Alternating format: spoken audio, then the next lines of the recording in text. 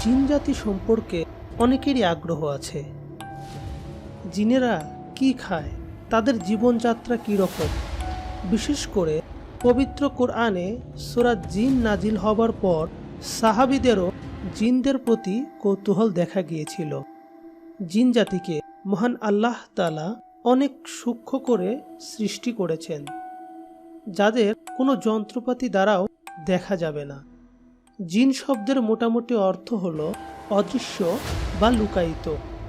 শয়তানরাও হলো এক প্রকার জিন, যারা আল্লাহর অবাধ্য এবং এরা অভিশপ্ত ইবলিসের বংশধর। জিন জাতিকে সৃষ্টি করা হয়েছে আমাদের আদি পিতা হযরত আদম আলাইহিস সালামের 2000 বছর পূর্বে। জিন জাতির আদি পিতা বা আবুল জিন্নাত বলা হয় শামুমকে। শামুমকে আল্লাহ তাআলা আগুনের শিখা থেকে তৈরি করেছেন। তাকে সৃষ্টি করার পর আল্লাহ শামুমকে বললেন, তুমি কিছু কামনা করো। তখন সে বলে, আমার কামনা হলো আমরা সবাইকে দেখব, কিন্তু আমাদের কেউ দেখতে পারবে না, আর আমাদের বৃদ্ধরাও যেন যুবক হয়ে মৃত্যুবরণ করে। অর্থাৎ জিনের বৃদ্ধরা মৃত্যুর পূর্বে যেন আবার যুবক হয়। আল্লাহ সুবহানাহু ওয়া তাআলা জিনদের এই দুইটা ইচ্ছাই পূরণ করলেন। জিনদের শরীর মূলত খুবই সূক্ষ্ম। জিনেরা চাইলে যে কোনো কঠিন পদার্থের বাধা অতিক্রম করতে পারে। অর্থাৎ তারা যে কোনো জায়গা যখন খুশি তখনই ঢুকতে পারে, যেতে পারে।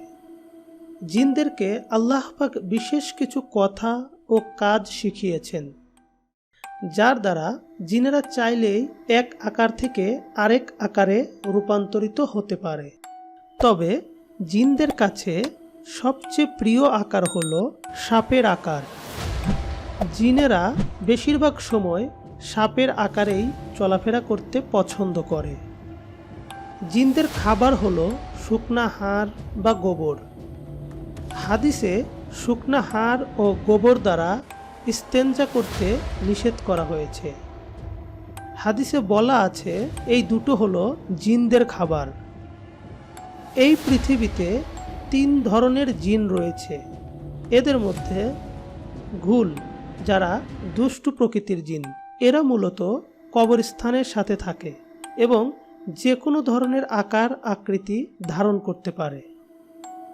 শিলা, যারা আকার পরিবর্তন করতে পারত। এবং ইফরিত, এরা খারাপ আত্মা।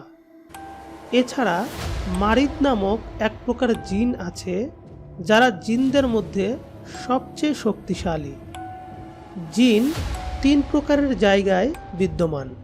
প্রথমত জমিনে তারা সাপ, বিচ্ছু, পোকামাকড় ইত্যাদির আকার ধারণ করে থাকে। দ্বিতীয়ত শূন্যে অবস্থান করে। এবং তৃতীয়ত সেই প্রকার জিন যাদের রয়েছে পরকালের হিসাব। এরা খুবই সূক্ষ্ম হয়, তাই মানুষ বা পশু পাখি এদের দেখতে পারে না। তবে কুকুর ও উট এদের হুবহু দেখতে পায়। রাতে কোনো অপরিচিত বস্তু বা জীব চোখে না দেখা গেলেও কুকুর যদি দেখে ছোটাছুটি করে, তাহলে বুঝতে হবে সেখানে জিনের আবির্ভাব হয়েছে। জিন বহুরূপী। এরা মানুষ, পশু পাখি যে কোনো সুরত ধরতে পারে। জিন জাতির স্থায়ী বসতি সম্পর্কে একবার রাসূলুল্লাহ সাল্লাল্লাহু আলাইহি ওয়াসাল্লামকে জিজ্ঞেস করা হলো। বলা হলো, ইয়া রাসূলুল্লাহ, জিন জাতির স্থায়ী বসতি কোথায়? উত্তরে রাসূলুল্লাহ সাল্লাল্লাহু আলাইহি ওয়াসাল্লাম বললেন, সন্ধ্যায় যে তারাকে পশ্চিম আসমানে এবং ভোর রাত্রিতে পুনরায় পূর্ব আসমানের দিকে উদিত হতে দেখা যায়, সেই তারকাতেই জিন জাতির স্থায়ী বসতি। হাদিস শরীফ থেকে ইহাই প্রমাণিত হয় যে আধুনিক বিজ্ঞানীদের এলিয়েনের ধারণাই রাসূল সাল্লাল্লাহু আলাইহি ওয়াসাল্লাম কোরআনের আলোকে 1400 বছর আগেই জিন হিসেবে উল্লেখ করে গিয়েছেন। প্রিয় দর্শক, জিন জাতি বরাবরই আমাদের কাছে এক বিস্ময়। এই জাতিকে নিয়ে আরও অনেক তথ্য ও লোমহর্ষক ঘটনা উল্লেখ আছে।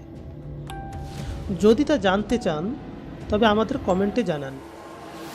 আর ভিডিও ভালো লাগলে লাইক ও সাবস্ক্রাইব করে আমাদের সাথেই থাকুন।